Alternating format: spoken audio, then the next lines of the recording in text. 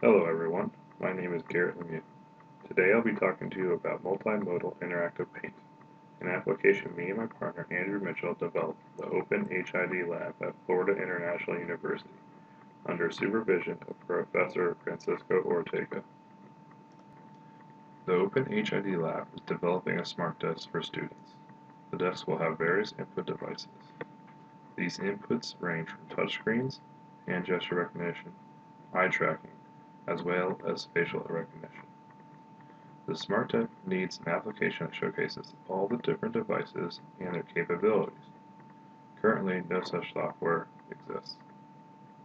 The Smart Desk is in need of a software solution that provides an environment to showcase and test various ways to use different devices. In addition, they needed an application that is fun and interactive to teach students how to use the devices. With the product owner, we settled on interactive painting application to streamline the device learning process, as well as providing an environment where the OpenHID lab can run tests with users to discover their favorite way to use these unique technologies, as ascertaining their potential and limitations. Here we have our burn-up chart for the semester. As you can see, we kept up with most of the new user stories that were added at every sprint review. With the exception of the user stories intended to kickstart the next group of students, we completed all of our required user stories. The requirements set by the product owner was to create a painting application with the following inputs: touchpad input, eye tracking, hand recognition, facial recognition. In addition, we had to implement many basic features of a paint program, such as drawing, changing colors, changing shapes, as well as more intricate ideas like layer support. The application also needs to have an intuitive UI and some basic control on how to use the input devices. Next, we will discuss our user stories completed in each sprint. Sprint 1 was a fairly tame sprint. We learned about some of our technologies and were tasked with getting accustomed to C++. We implemented very basic user stories such as changing line size and implementing a random color mode using libcinder's OpenGL wrapper. For our second sprint, we added some leap motion implementations, improved our drawing capacity, and implemented gaze tracking. During Sprint 3, we worked on the user interface, as well as adding feedback for various devices. In addition, we improved our line draw performance, as well as implemented new leap functionality. The fourth sprint, we began working with the RealSense, as well as implemented a way for the program to detect device statuses. We also developed more multi-touch features such as a radial menu, layer visualization, and a double tap gesture, as well as expanding our drawing capabilities by implementing a symmetry line, which will draw a shape over an axis. Next, we integrated the RealSense functionality to our application, as well as added transparency to a lot of features throughout the program. We finally integrated the Leap Motion with our Illustrator class to draw all of our implemented shapes. During Sprint 6, we fully integrated the RealSense device and allowed it to detect even more facial gestures, as well as enabling it to draw. We also created a basic text input using the MULTITOUCH device by creating an on-screen keyboard. For our final sprint, we improved the efficiency of how the user interface was drawn, drastically improving performance. In addition, we implemented more intuitive icons as well as organized the UI buttons. Now, we will review our use case diagrams for our application. Our first use case diagram displays the features implemented with the Leap Motion and RealSense devices.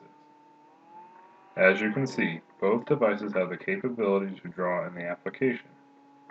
In addition, the Leap Motion device has hand gesture recognition. These gestures include a swiping motion, which will cycle through the colors, a keyboard tap gesture, which will save your image, a circle gesture, which will open up a proximity menu, which will allow various functionality, The RealSense, on the other hand, recognizes facial gestures, like the raised eyebrows gesture, the puffed cheeks gesture, a nice smile, a kiss, and even detects when you stick your tongue out. The next diagram is a use case for our MULTITOUCH and EyeX features. The EyeX was sort of an out-of-place device for our project. Early in development, we discovered how badly its infrared field disrupted the leap motion in RealSense devices. So the only implementation was gaze tracking, which controls some UI toggling, as well as a small shape change implementation. The MULTITOUCH, on the other hand, is more fleshed out and contains controls for almost every implemented function. The MULTITOUCH can draw shapes such as a line, a circle, or a rectangle, just like the leap motion in RealSense controller. The touchscreen also has gesture recognition, detecting double taps, extended touch gestures, as well as two-finger tap. In addition, there are a lot of UI elements available through touch buttons we can access from either the mode box, mode buttons, or the radial menu.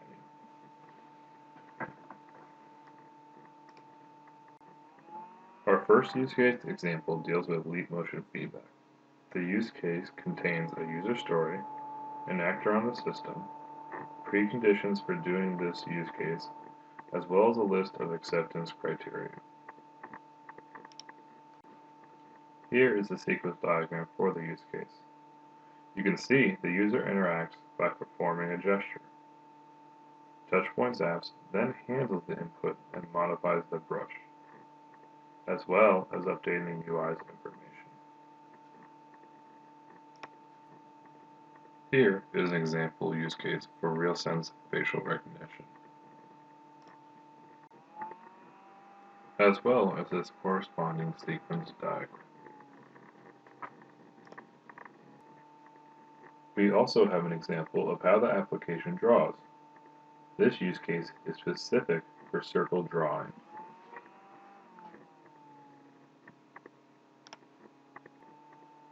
Here is the drawing sequence diagram for the MULTITOUCH device. For our last example, we have a use case for the SYMMETRY line.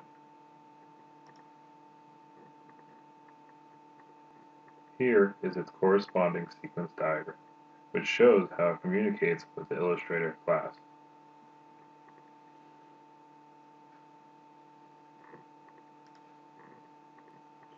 Our system design follows the Modal View Control architecture. Our view is TouchPoints app, which runs a constant draw method using an OpenGL context in addition to updating the other classes on any kind of user input. The control is the remainder of the classes we implemented, such as the Illustrator, Brush, Symmetry Line, and User Interface. For our model, we use lip-cinder frame buffer objects. Since we do not need to store a heavy amount of persistent data, it is simply stored in main memory within our classes. Deploying our program requires various SDK and input devices. We worked on a Windows PC and developed our code using lip-cinder application. In addition, we used other hardware devices like Acer MULTITOUCH monitor, the Intel RealSense depth camera, the leap motion controller, and the Tobii EyeX, as well as all of their SDKs. We also used libUSB 1.0 to help detect the various devices we have plugged in.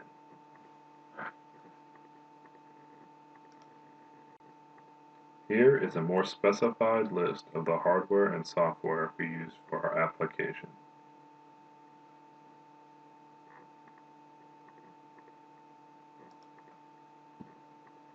As for persistent data, our application does not store much. We simply store data in main memory using frame buffer objects, which is a data structure that stores individual frames.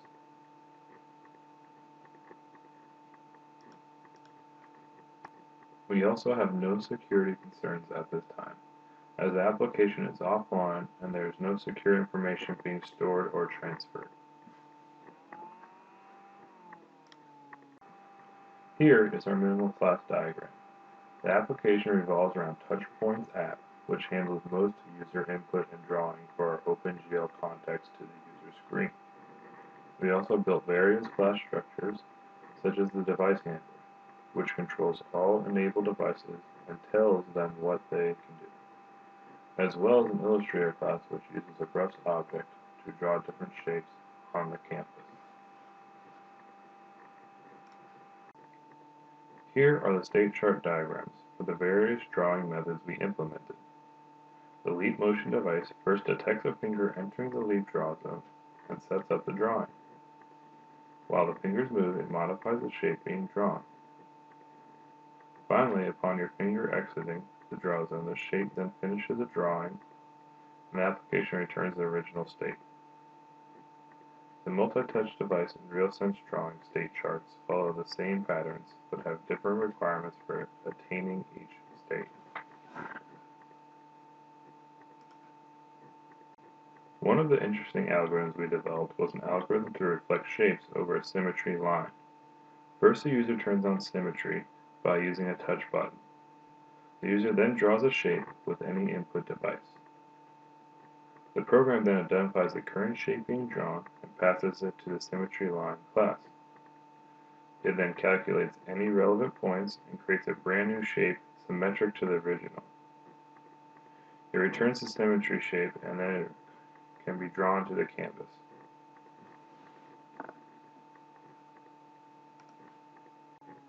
To test the symmetry line, we created a sunny day unit test to make sure we can draw all the shapes using symmetry. The test for the line symmetry is showcased here.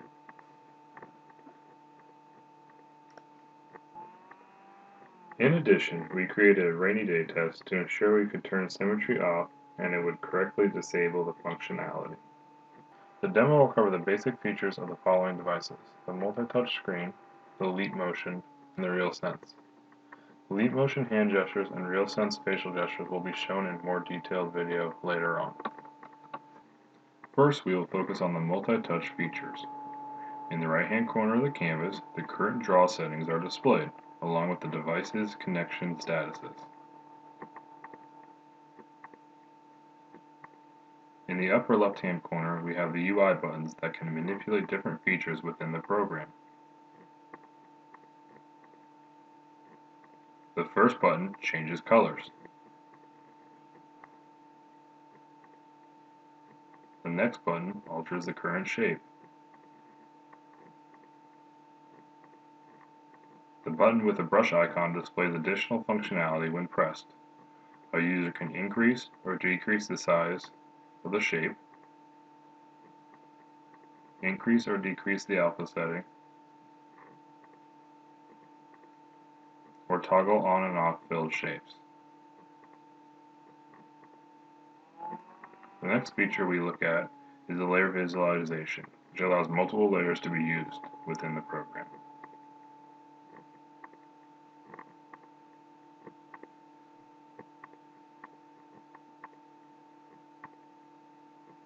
By pressing the button labeled with the letter A keyboard can be displayed anywhere on the canvas, and a user can type text.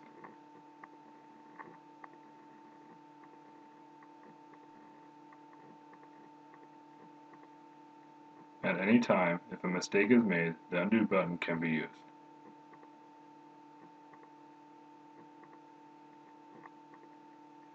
A user has some additional features. He or she can cycle through a background, and a user has full control of the devices he or she wants to use and can manipulate the current functionality of those devices.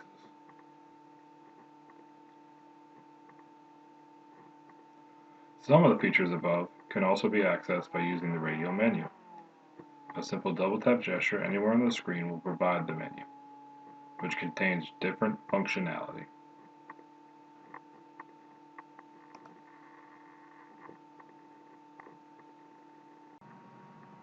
Next, we'll look at some features the leap motion can perform.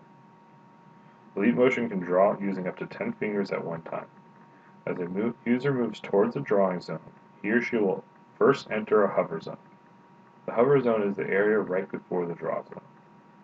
When the hover zone has been entered, a green circle will appear and display the user's finger location. If the user continues towards the screen, the draw zone will be entered and the user can begin to draw. All shapes and colors can be drawn using leap motion. If the user decides to change the current color used for drawing, he or she can perform a swipe gesture, and feedback will be provided. The user can also save the current drawing canvas by performing a keyboard tap gesture. Finally, a proximity menu can be enabled by performing a counterclockwise circle gesture. 4 quadrants will appear. The upper left-hand quadrant will change the current color. The upper right-hand quadrant will save the canvas. The lower left-hand quadrant will change the current shape.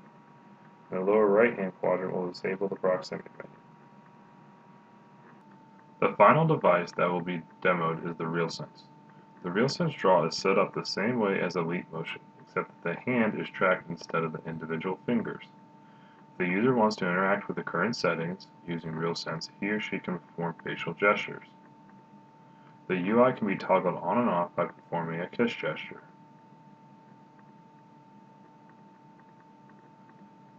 The color setting can be changed by puffing the cheeks.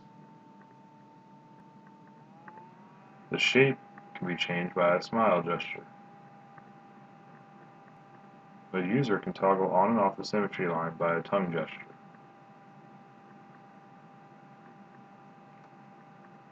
If any mistake is made, a call to the undo function can be done by raising both eyebrows at the same time. And that concludes an introduction to interactive paint programming. Thank you for watching.